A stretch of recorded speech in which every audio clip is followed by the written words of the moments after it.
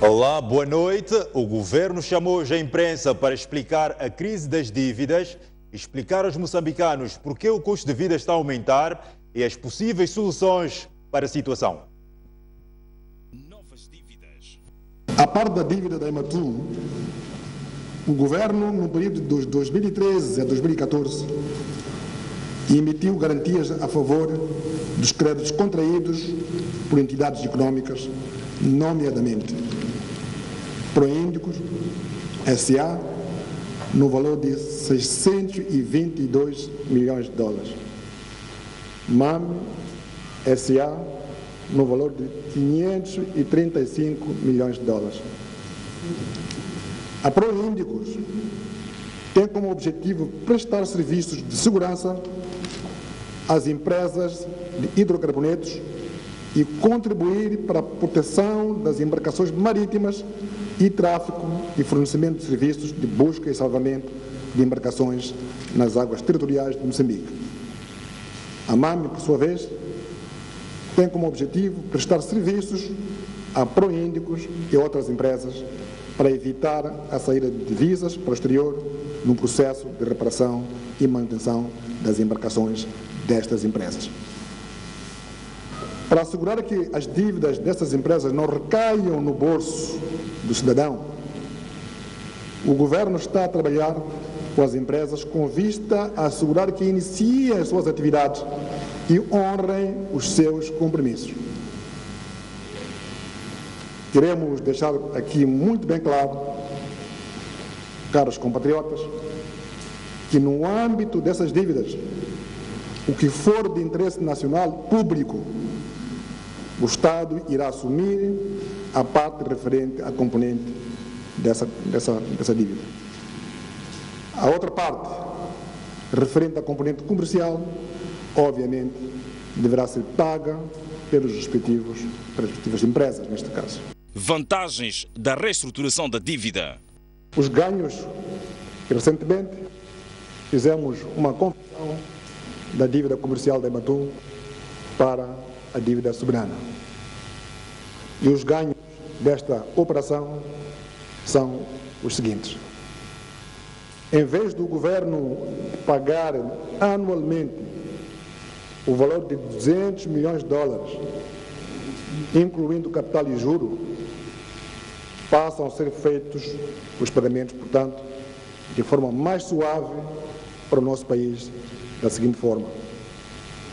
Pagamento apenas em 7 anos, a partir do próximo ano, de juros anuais no valor de 78 milhões de dólares, pagáveis em todos os semestres.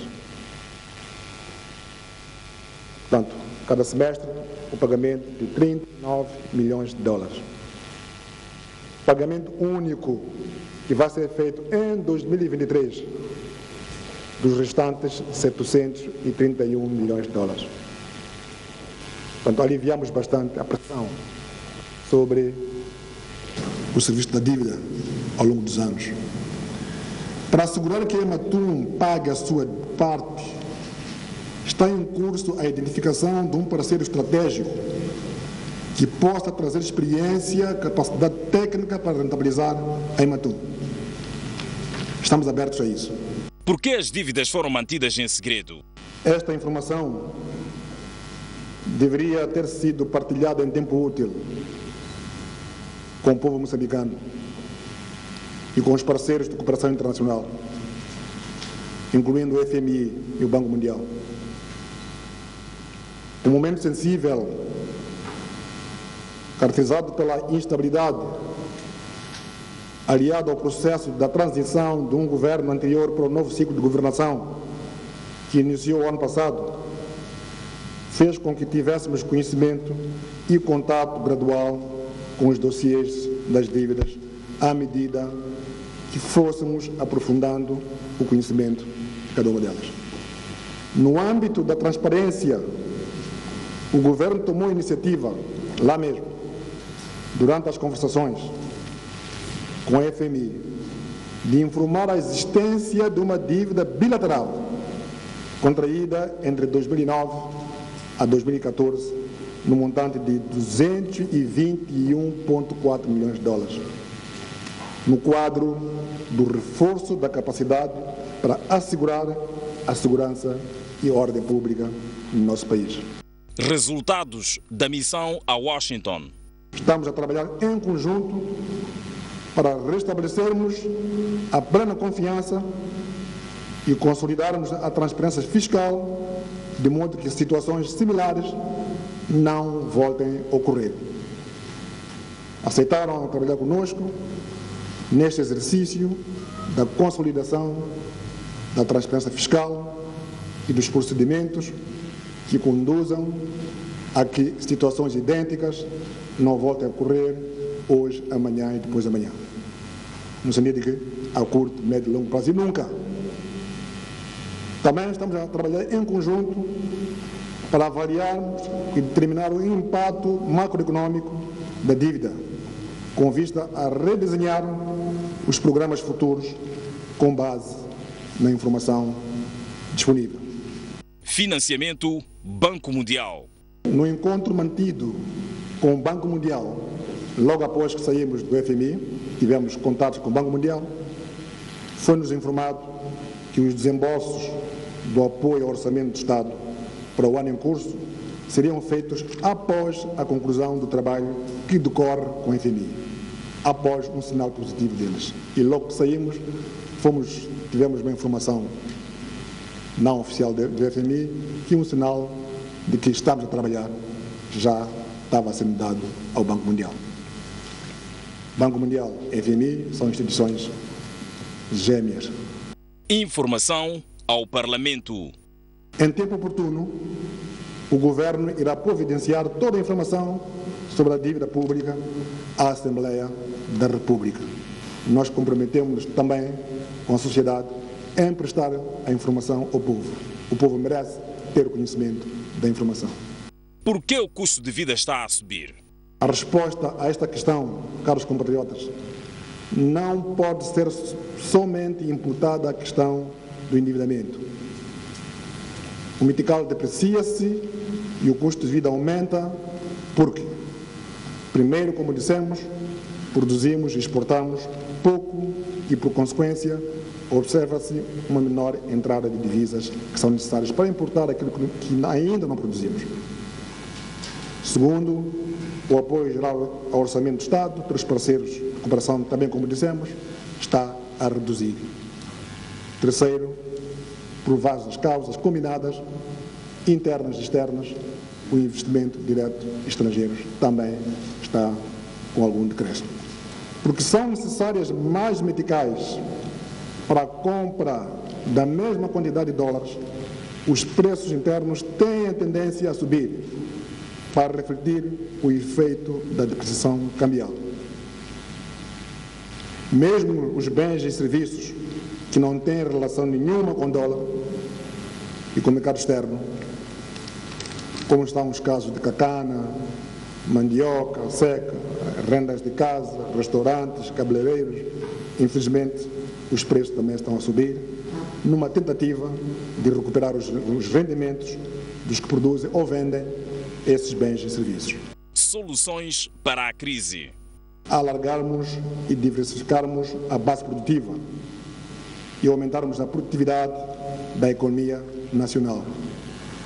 É necessário capitalizarmos as potencialidades das 4 áreas de concentração e catalisadoras, sem descurar a outras que elegemos, que têm vantagens comparativas que facilmente podem ser convertidos em vantagens competitivas.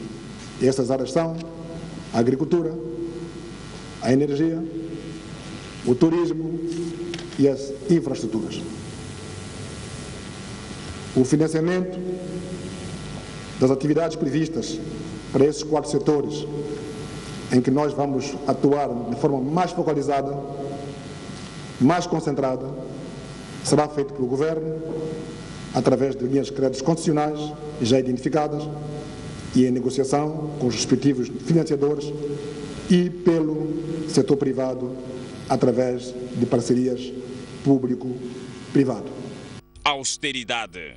melhorarmos a qualidade e eficiência da despesa pública, com maior impacto no capital humano, e operacionalizarmos as 4 áreas de concentração, como já nos referimos.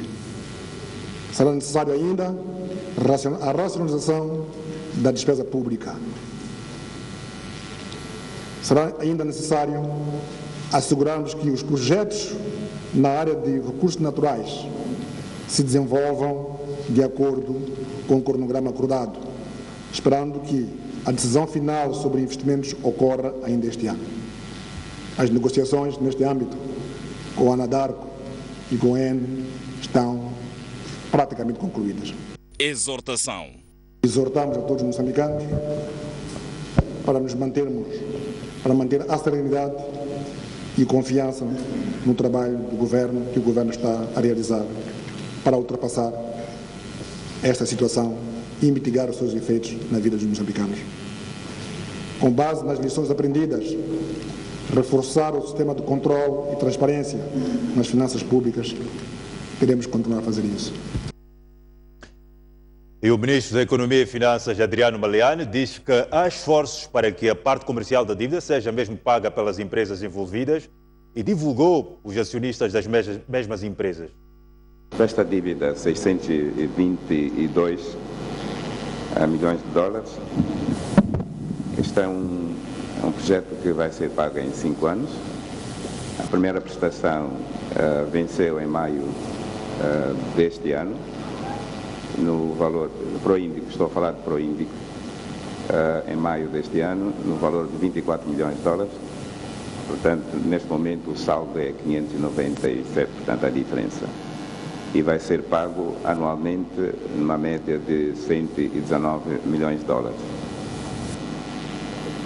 A relação à dívida da MAM, 530, isto vai ser pago em 4 anos, mas também, talvez para explicar, a primeira, este Proíndico, a taxa de juros é MIBOR mais 3,75%. E em relação à MAM, vai ser pago em 4 anos. Aqui também temos a LIBOR mais 7,795. E a primeira prestação vai ocorrer em maio, na ordem de 134, 133, 600 e tal, mas 134 milhões de dólares. E para esta prestação, a empresa está a trabalhar para encontrar soluções. Se não encontrar soluções, naturalmente vai ter que... eu penso que vai encontrar. Eu estou seguro que vai encontrar soluções. Me tinha esquecido de dizer qual é a composição dos acionistas. A MAM tem 98% é GIPS, 1% é Matum e 1% também Proíndicos. Na Proíndicos temos GIPS também, e aqui tem... Mas os mais importantes é Hemopesca, Nematum, temos o IGEP e depois temos o GIPS. Em média cada um tem 33% cada. O GIPS é uma empresa que é da inteligência. O Banco Mundial suspendeu o desembolso de 40 milhões de dólares aprovados para financiar o orçamento de Estado deste ano devido à crise da dívida. O valor só será entregue ao governo depois da instituição avaliar e concluir que a dívida pública do país é sustentável. O Reino Unido também decidiu adiar o desembolso. 2 doadores decidiram suspender o financiamento ao Orçamento de Estado de 2016 por causa da dívida pública que disparou. O Banco Mundial congelou 40 milhões de dólares que deviam ser entregues ao governo até junho deste ano, o correspondente a 12% do valor global prometido pelos doadores. O Banco Mundial está a fazer cálculos para avaliar a sustentabilidade da dívida pública nacional. Caso seja insustentável, o valor será usado para financiar outros projetos particulares dentro do território nacional, criando assim um buraco no orçamento de Estado deste ano. O que está a acontecer é que há uma suspensão temporária deste desembolso, enquanto aferimos a situação da dívida pública no Moçambique. Os desembolsos para os nossos projetos individuais, esses não estão suspensos. A análise das contas do país do Banco Mundial está a ser feita sob liderança do FMI. Segundo o porta-voz do escritório do Banco Mundial em Moçambique, os resultados serão publicados dentro de 3 meses. Devo dizer que o Moçambique, já tinha um rating de um risco moderado, antes da revelação destas dívidas adicionais, pelo que tudo indica, se bem que não é na postura do banco antecipar, portanto, que houve uma deterioração da situação da sustentabilidade da dívida do país. O Reino Unido também decidiu adiar o desembolso ao orçamento do Estado deste ano. Numa nota enviada à STV, um porta-voz da instituição explica e passamos a citar. O Reino Unido está a adiar os desembolsos de ajuda financeira ao governo de Moçambique após confirmadas dívidas, até agora não reveladas. Esta foi uma séria quebra de confiança. Por isso, estamos a trabalhar com outros parceiros internacionais para restabelecer a confiança. O Reino Unido lembra que o apoio que dá ao país é para ajudar a combater a pobreza e não para outros fins.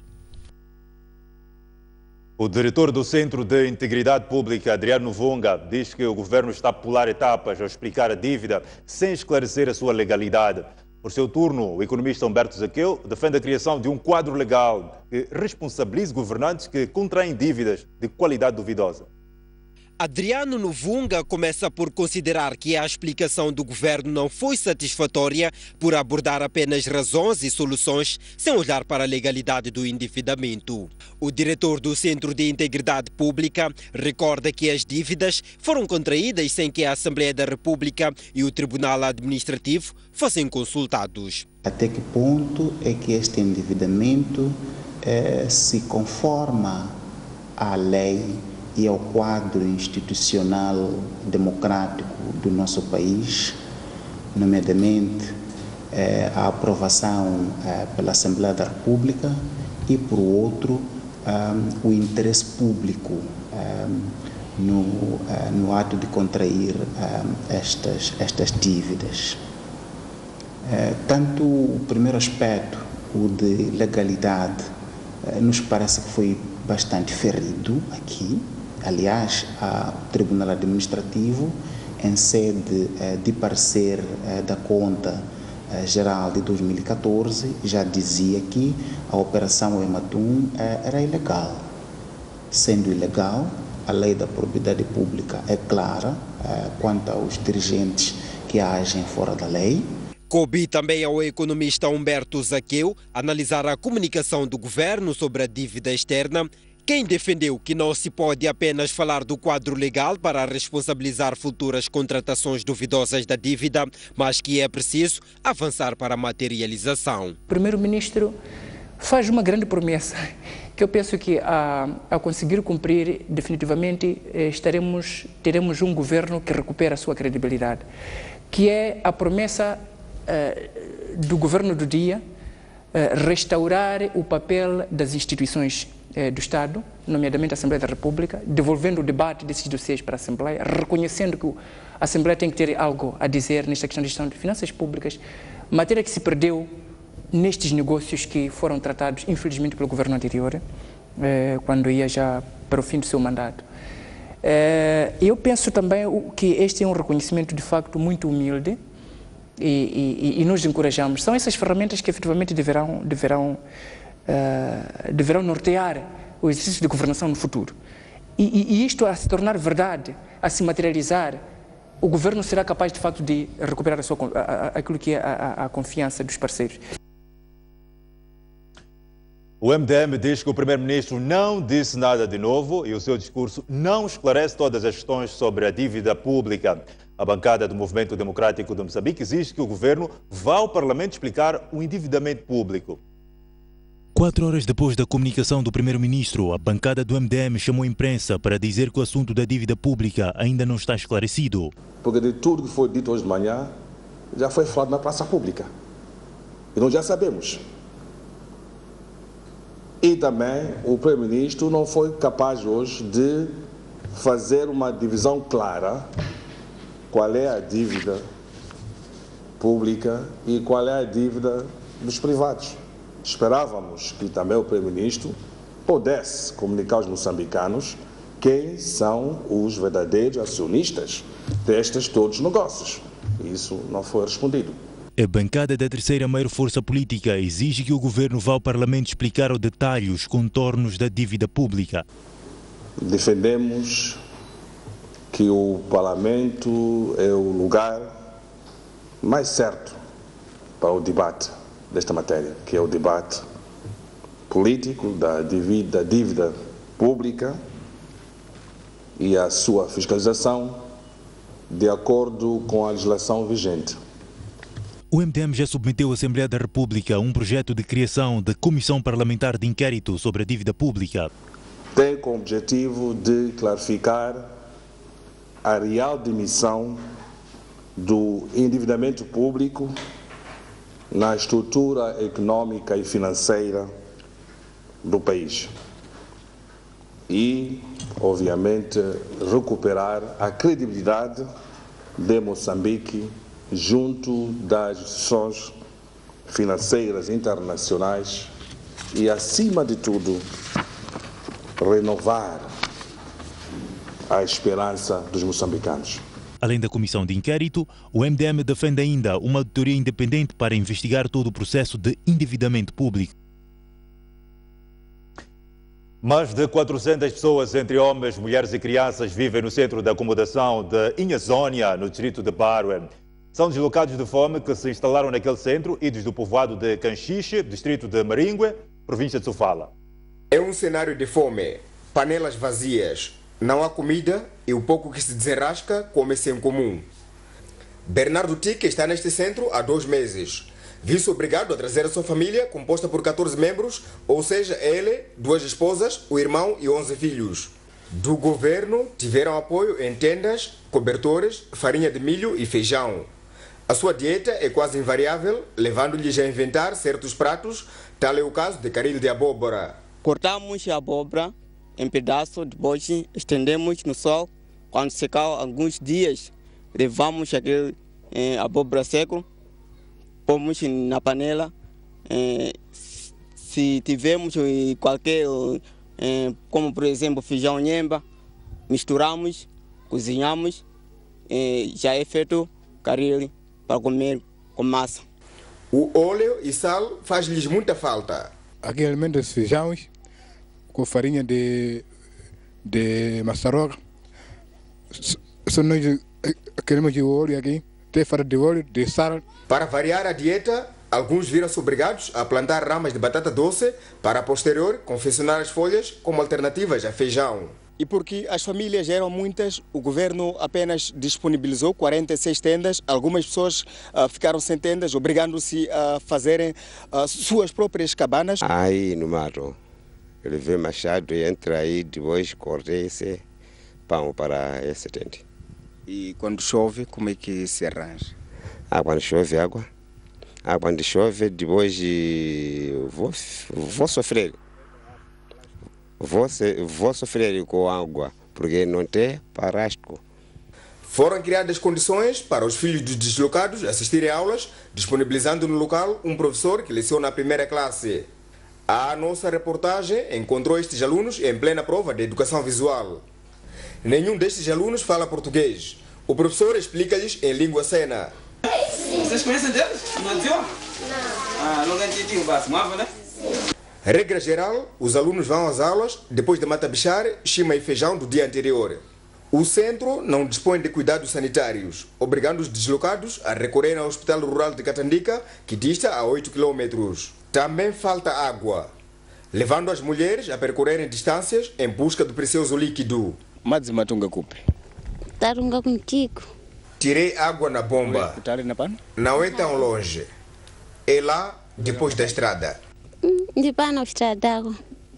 Dados que colhemos no local indicam que continuam a chegar, no centro de acomodação de Inhazônia, mais famílias oriundas da província de Sofala. De domingo a esta parte, mais de 6 pessoas escalaram aquele centro, refugiando-se. A situação de fome em alguns distritos da província de Manica já é descrita pelo governo como muito preocupante, onde, a título de exemplo, a população do distrito de Macossa está a consumir frutos silvestres, colocando em risco as suas vidas. A seca e a estiagem, que destruíram culturas, provocando fome em alguns distritos de Manica, começa a tirar sono o governo provincial, que aponta que em Macossa, a população, sem alternativas para enganar o estômago, arrisca as suas vidas consumindo frutos silvestres. O problema da fome na nossa província é sério, tal como é sério em algumas das províncias de onde vem. Nós temos um distrito que se chama Macossa, que fica perto de Gorongosa, ou que se pode entrar para lá por 2 vias, ou via Tete ou via Gorongosa, onde já há populações a consumir frutos silvestres com graves consequências para a saúde. Mouzinho Carlos, que falava em representação do governador de Manica, disse haver esforços por parte do governo para mitigar os efeitos da fome. Nos últimos tempos há um esforço enorme para tentar abastecer essa população, ajudar com alguns alimentos, por forma a que eles consigam atingir a segunda época e tentar de novo remexer a terra para produzir comida. Os apelos do governo, no sentido de solidariedade para com as vítimas da fome, já começam a ter respostas positivas. Esta segunda-feira, a Universidade Pedagógica, através da sua delegação em Manica, anunciou um movimento de apoio às populações carenciadas. De 25 de abril até o dia 29 de abril, portanto, vamos fazer a colheita de alguns produtos, entre os quais alimentos não perecíveis, vestuários diversos, incluindo brinquedos, jogos infantis. Na UP Manica em particular, vamos fazer a coleta dos bens em todos os polos onde a UP se faz presente aqui na província. Portanto, estou a falar do nosso campus universitário. Vai haver um ponto de coleta dos bens. No bloco administrativo que está na cidade, aqui no estado de Chimoio, vamos fazer coleta, assim como na STEC em Manica, no nosso centro de educação aberta à distância em Catandica, assim como no nosso centro de educação à distância que se encontra em Espungabeira. Refira-se que devido à fome, que também assola a província de Sofala, parte da população daquele ponto do país deslocou-se para Manica, escalando os distritos de Gondola e Barue, neste último em número maior, tendo já sido criadas condições básicas para a sua acomodação. Partidos defendem transparência, prestação de contas e participação para garantir inclusão de cidadãos na governação municipal. Reunidas hoje em Maputo, as formações políticas defenderam ainda maior aproximação das idealidades aos eleitores. Nesta sala estão presidentes, secretários-gerais e quadros de partidos políticos, parlamentares e extraparlamentares. O objetivo do encontro, organizado pelo Conselho Municipal da Matola, é debater o papel dos partidos na participação do cidadão nos processos governativos e enquadra-se nos preparativos para a 16ª Conferência do Observatório Internacional de Democracia Participativa.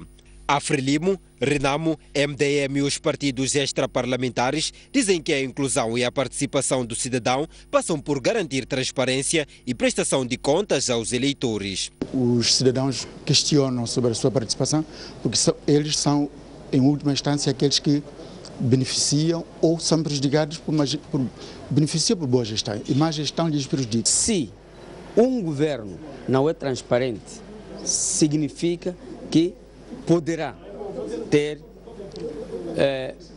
práticas que vão ferir aquilo que é a sensibilidade do povo, nesse caso o povo moçambicano, e também significa que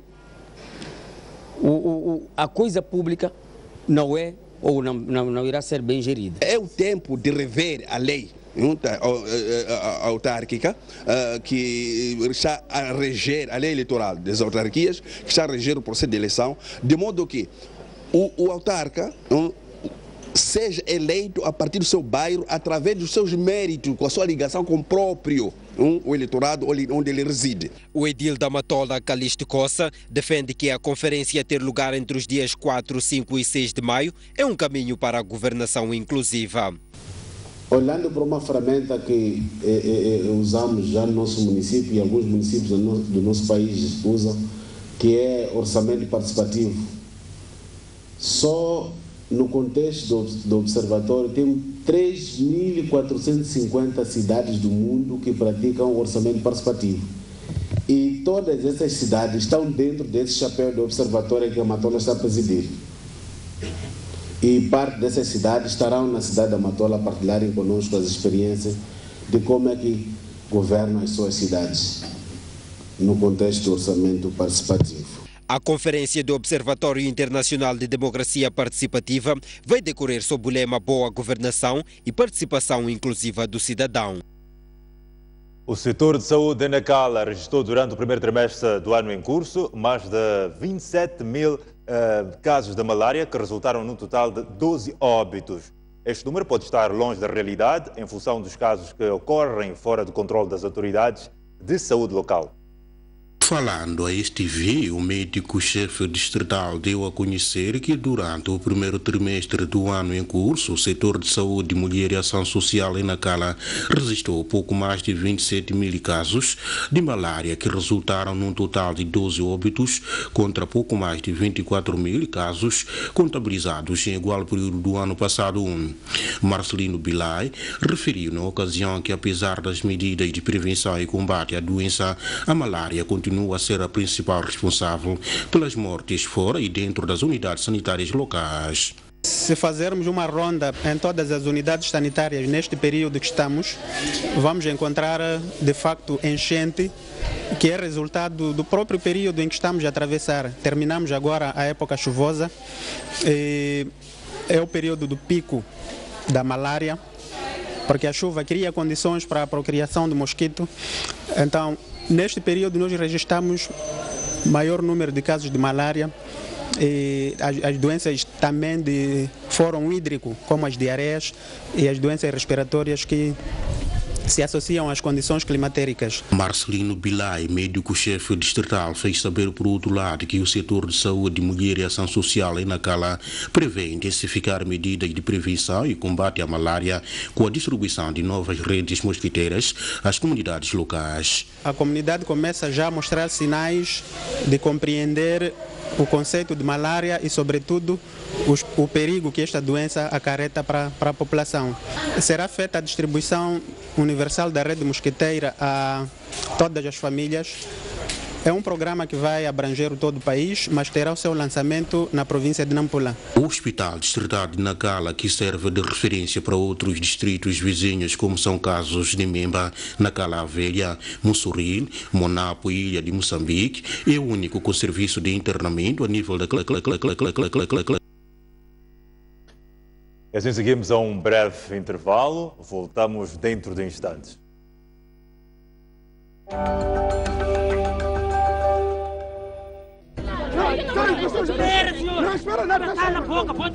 A maior frequência destes transportes, vulgo My Love, você viu 4 horas de atendimento que geralmente é lento, é semelhante ao que se registra um pouco por todos os centros de saúde. A bicha não está a andar, não sei o que está a acontecer. Muitos dos que vieram morreram mesmo neste lugar. Não se queria ver pessoas cuja ocupação não é clara, e são elas que vieram parar aqui. Tudo o que nos rodeia mexe conosco. Trazer opiniões diversas de um assunto que mexe com todos permite-nos trazer mais equilíbrio nas nossas matérias. No grande plano. Uma criança e um jovem desapareceram nas águas da Praia do Inos, aqui na cidade de Pemba. Combate ao crime é a palavra de ordem da chegada do líder da RNAP à cidade portuária de Natal. Davis Simango deixou ficar as seguintes considerações. A partir da cidade da Beira e com imagens de Manuel Chicava. No interior desta viatura seguiam 4 ocupantes. A reunião que aprovou a primeira Constituição da República. Bairros periféricos das cidades de Maputo e Matola. A alma do magistrado calou-se precisamente neste local. As notícias do país cabem todas aqui.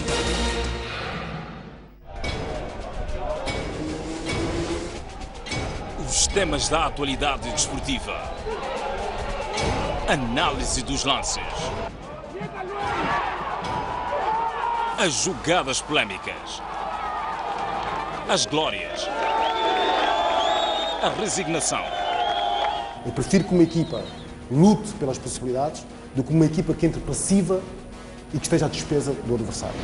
Tenho a certeza absoluta que o Moçambique tem talento e pode se organizar e ter bases suficientes para competir de igual para igual. As pessoas têm de se perceber. É verdade que é difícil nós educarmos o público, mas o público também tem de saber pôr-se no seu lugar. Tudo isto e muito mais no programa Ao Ataque.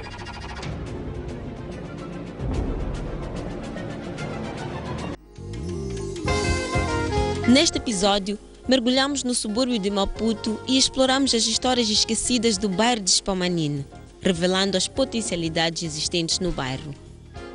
Desde o mercado local às instituições culturais. Venha conosco explorar a rica história e cultura que Spamanine tem para oferecer em Maputo, a da Europa.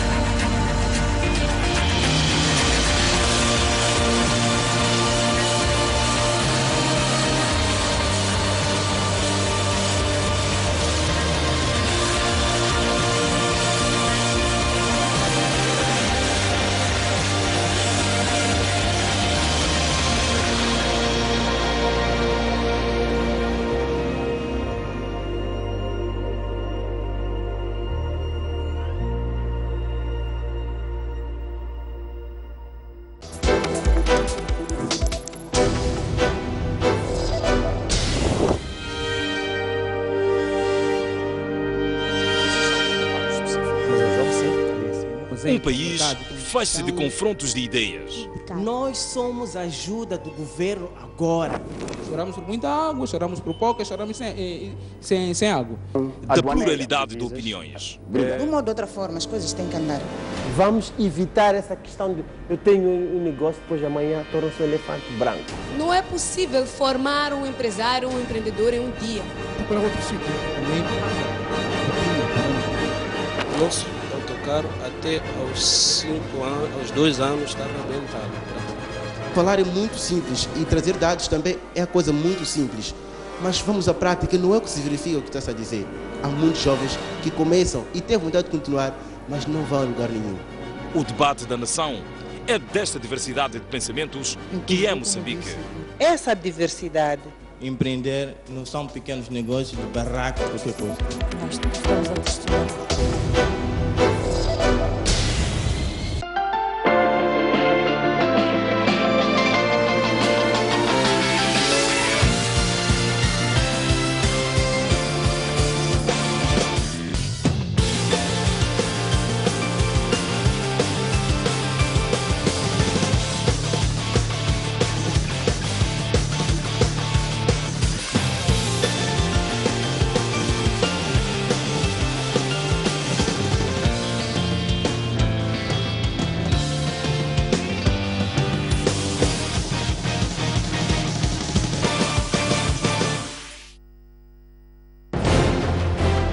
Um país sem cultura é um país sem identidade.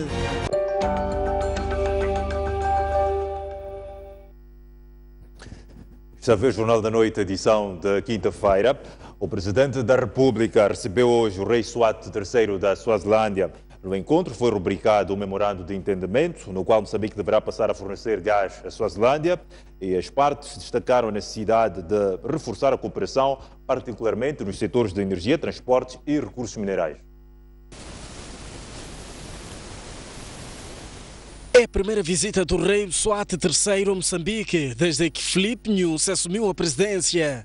E porque de Estado, o monarca foi recebido em honras militares na presidência da República. Seguiu-se o encontro à porta fechada entre os dois chefes de Estado e mais tarde com as respectivas delegações.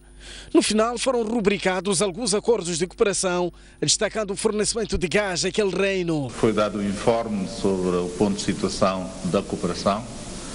Há progressos significativos, mas há desafios que permanecem. Uma das áreas de maior incidência da cooperação é dos transportes e comunicações. O outro setor, também ligado à infraestrutura, está tal qual como transportes e comunicações, foi o de recursos minerais e energia, com particular ênfase na questão da energia. Já a contraparte da Suazilândia destaca a necessidade da partilha de culturas entre os dois países e o reforço da cooperação na segurança. We've just had the two heads of state have just had discussions on a number of... Abordamos diferentes assuntos, mas nos focamos num determinado número de setores. Um deles foi a partilha de culturas e o reforço da segurança nos dois países.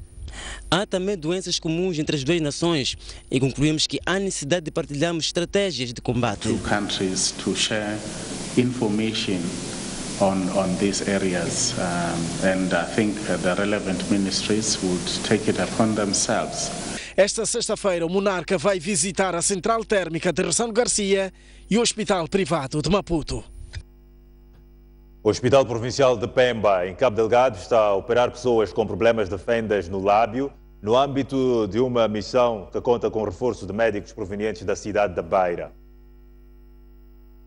É uma campanha que arrancou na segunda-feira e que está a ser levada a cabo pelas autoridades sanitárias, visando convidar para o tratamento as pessoas com problemas de fendas do lábio. Para o efeito, uma equipa de 4 médicos provenientes da Beira está a trabalhar com outros técnicos do Hospital Provincial de Pemba e já operou até quarta-feira a 10 pessoas. É difícil estimar o número exato de quantos doentes é que vamos operar até o fim da missão, mas o que lhe posso dizer é que os doentes estão chegando todos os dias. Acabei de receber agora a informação de que chegaram alguns doentes de alguns distritos. Ontem operamos 5 casos. Hoje vamos operar uns tantos também, uns 4, 5 casos também. E fazer um apelo a todos, no sentido de que aquele que conhecer alguém com fenda, um familiar, um amigo, para se dirigir na unidade sanitária mais próxima, não é? A partir dessa unidade sanitária, ele será encaminhado para o Hospital Provincial de Tete. E chegando ao Hospital Provincial de Tete, o doente será operado. E a operação é gratuita, não se paga absolutamente nada, isto é muito importante. Este problema trata-se de falta de união do lábio ou céu da boca na altura da formação da estrutura da cabeça e interfere no alinhamento dentário, dificulta na fala, entre outras consequências. Não existe uma causa única apontada. Cientificamente falam-se de fatores, condições que podem, a partir dos quais levar para que ocorra esta malformação. Fundamentalmente as causas são evocadas como causas ambientais, exposição a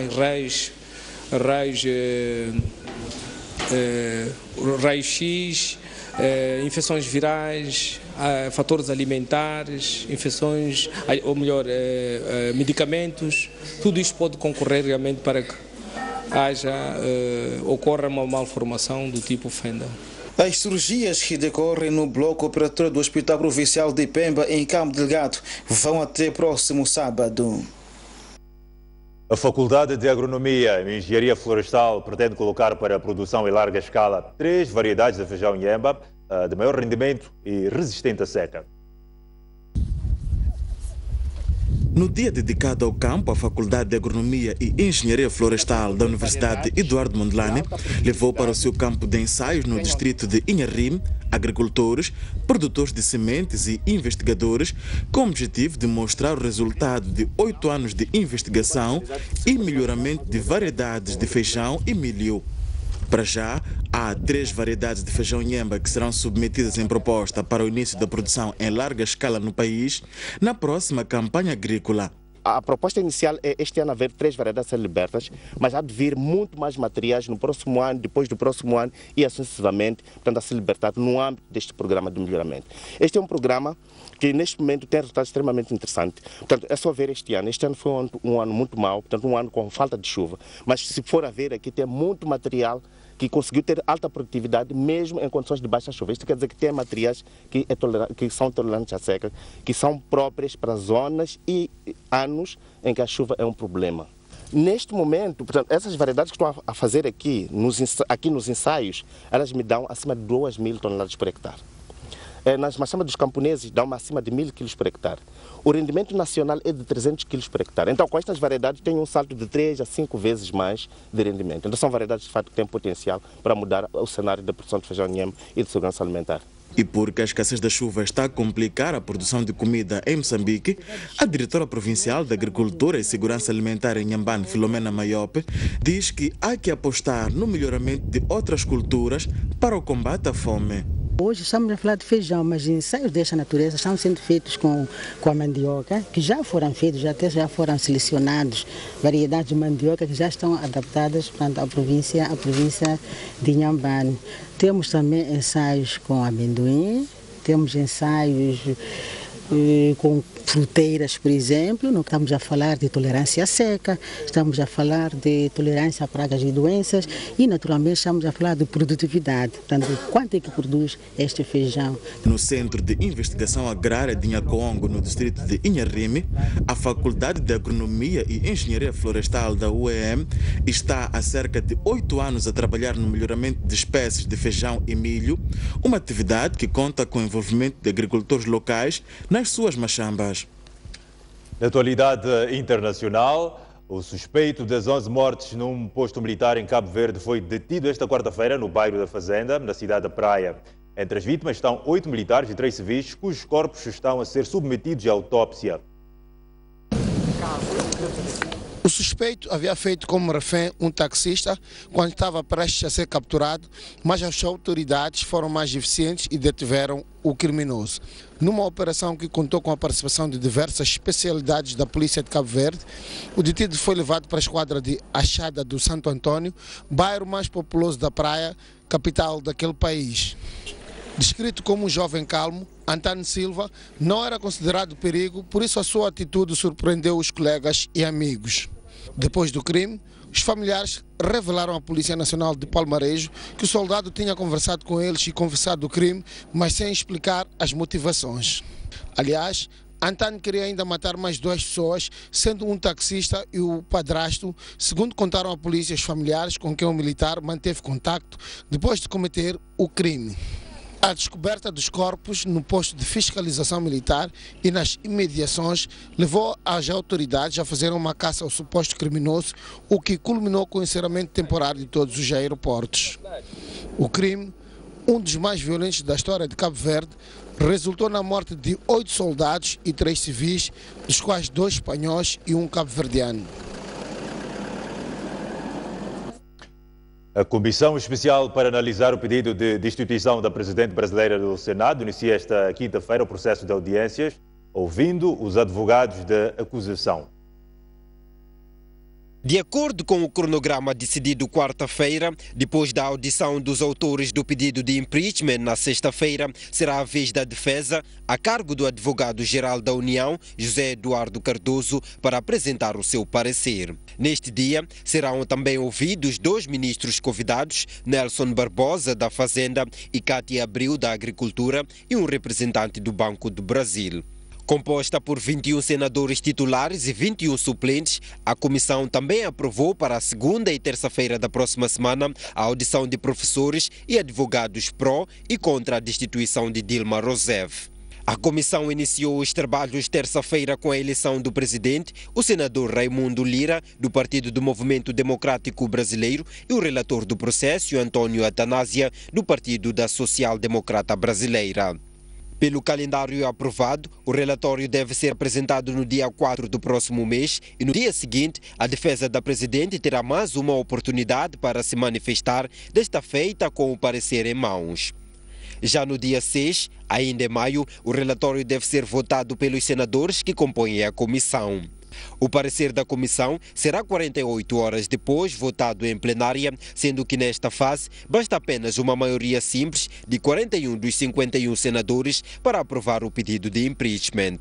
Se tal acontecer, Dilma Rousseff será temporariamente afastada do cargo por um tempo de até 180 dias, durante o qual o vice-presidente Michel Temer assumirá a presidência até as próximas eleições em 2019. Mais de 70 estabelecimentos comerciais foram pilhados em várias cidades da Venezuela esta quarta-feira, no âmbito de protestos contra restrições de fornecimento de energia elétrica e de escassez de produtos básicos naquele país, segundo as autoridades. Das mais de 70 lojas afetadas, 24 foram pilhadas na totalidade em várias cidades da Venezuela, com destaque para a capital daquele país, Caracas. Nas pilhagens que aconteceram durante os protestos contra as restrições sucessivas de fornecimento de energia e de escassez de produtos alimentares nos mercados, foram incendiadas várias viaturas estacionadas. A situação que aconteceu esta quarta-feira afetou mais as cidades de Caracas, Zulia e Bias-Paris. A situação obrigou os proprietários das lojas a encerrarem os seus estabelecimentos comerciais por receio de pilhagens. Em resposta às pilhagens, vários grupos de agentes da polícia e militares com equipamento antimontes foram mobilizados para controlar a situação. Na ocasião, a polícia deteve mais de 50 pessoas acusadas de serem os cabecilhas dos grupos que começaram com a confusão. Citados pela Reuters, os residentes de Bolívar, na cidade de Caracas, contaram que dezenas de motociclistas armados trocaram tiros com a polícia, o que culminou com ferimentos de alguns moradores. Venezuela vive momentos de crise política e socioeconómica, um problema que se agudiza desde a morte do antigo presidente Hugo Chávez em 2013. E assim seguimos a um breve intervalo, mas antes a previsão de tempo para as próximas 24 horas. Para a zona sul do país, Maputo poderá estar uma temperatura máxima de 38 graus e mínima 19, Xaixai 37 de máxima e mínima 18, Inhambane 32 de máxima e mínima de 19. Para a zona centro do país, Beira 31 de máxima e mínima de 21, Chimoio 29 de máxima e mínima 17, Quilimane poderá estar uma temperatura máxima de 32 graus e mínima de 21, Tete prevê-se uma temperatura máxima de 38 graus e mínima de 22. Para a zona norte do país, Nampula 30 de máxima e mínima de 21, Pemba 31 de máxima e mínima de 24, Lixinga poderá estar uma temperatura máxima de 24 graus e mínima de 15.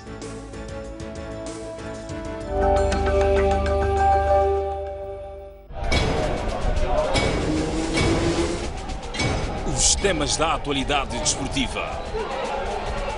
Análise dos lances. As jogadas polémicas. As glórias. A resignação.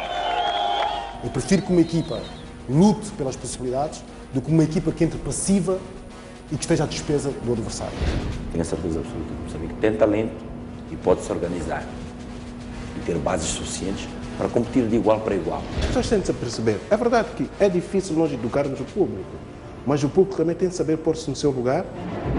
Tudo isto e muito mais no programa Ao Ataque.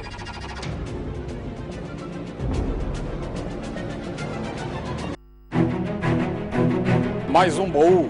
Recordações, momentos épicos, momentos marcantes, grandes vitórias, campeões. Como é que o futebol começou na sua vida e o que é que foi o futebol? Eram todas equipas bem estruturadas com um futebol de se tirar o chapéu. A gente jogava aqui na Baixa, saía da Baixa. Era obrigado a fazer o jogo dos palmaninhos. Antigos jogadores, paraquedistas, árbitros, pugilistas, médicos. O primeiro envolvimento direto foi como médico da seleção que foi aos Jogos Olímpicos, Moscovo, 1980. Hoje já temos a capacidade de fazer diagnósticos e cirurgias artroscópicas. O paraquedismo começa quando eu via militares da Força Aérea saltar. A dobragem de paraquedas é uma coisa fundamental. Uma campeã nasce ou faz-se? Um talento tem que nascer, mas também não basta só nascer, tem que se fazer para ser campeão.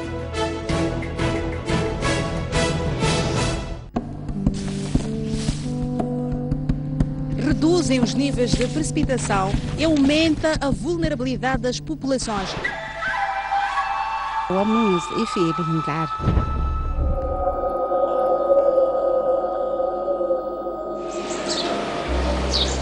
São pessoas que abandonam as suas zonas de origem para poder ficar aqui. O cheiro é muito forte e não há conforto possível que se diga aqui. É aqui onde confinam-se todos para consumir uma variedade de estupefacientes. Eles já estão a lançar garrafas de vidro. Vamos tentar ficar de outra faixa. Vamos entrar junto com estas pessoas que vão até a cidade de Maputo.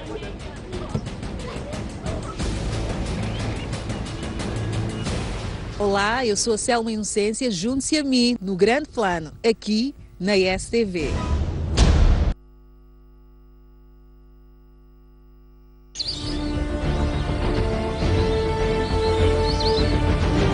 Não perca no segundo episódio da série Gorongosa Tesouro do Mundo, a encantadora de elefantes.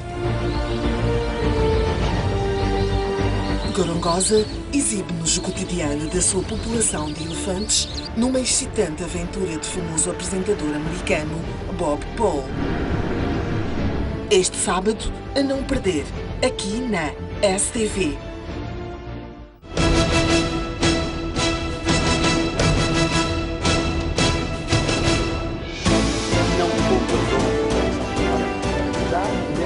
Eles representam o povo. Renamo claramente deve, de uma forma, desarmar-se. O grande terrorista é a Frelimo. Uma paz que não era, digamos assim, genuína e não tinha uma base sólida. Eles são a nossa voz. Discutem e decidem o nosso futuro. A Frelimo própria não teve coragem nem força suficiente para posicionar-se a favor do provedor. Por que quando a Frelimo reúne, a FINA vai lá expulsar as pessoas, ameaçar as pessoas? Eu acho que aquilo é mais uma manobra dilatória da Renamo. É uma maneira mais de confundir a opinião pública. E nós queremos saber o que se disse e o que ficou por dizer no Parlamento. Veja no Bancadas Parlamentares. Um debate a acompanhar todas as sextas-feiras pelas 18 horas.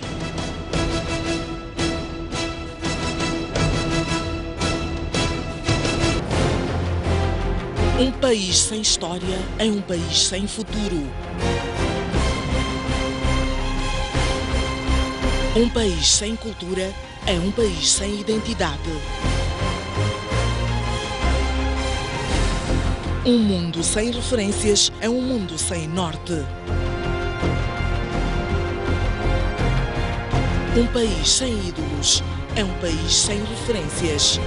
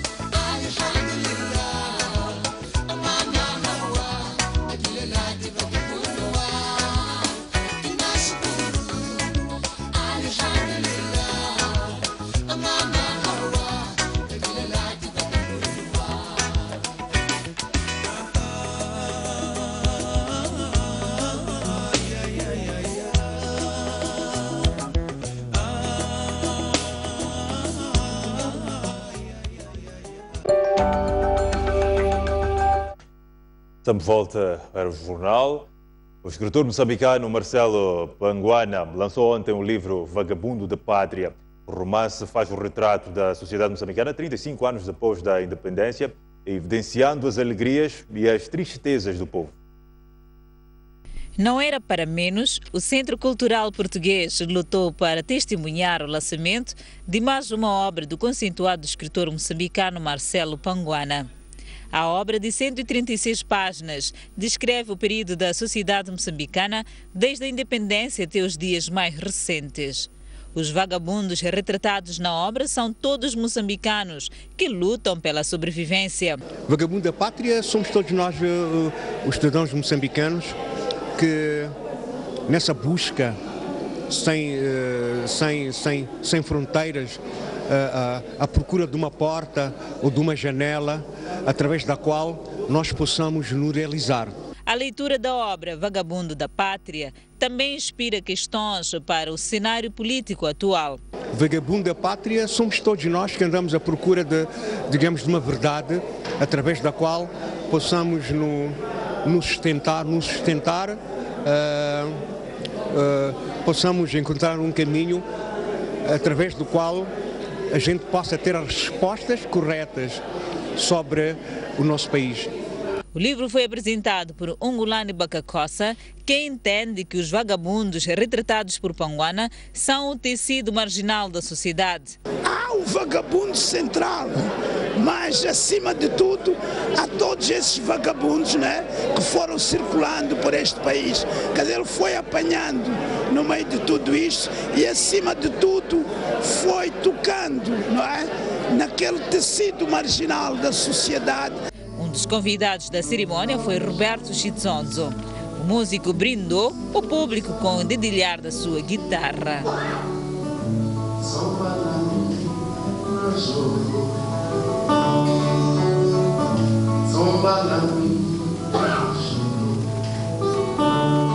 Como músico, admite ser um dos vagabundos retratados na obra, pois a sua classe é marginalizada. A minha profissão até não é reconhecida pela maioria das famílias no nosso país. Se uma determinada família descobrir que a filha é namorada de um escritor, tratam de perguntar se vamos comer livros aqui em casa, se vamos encher a barriga com canções. O livro, que sai pela chancela da Alcance Editores, é o seu 11º entre contos, romances, entrevistas, literatura infantil e crônicas. Fim Jornal, obrigado pela preferência. Continuação de uma noite agradável na companhia da STV.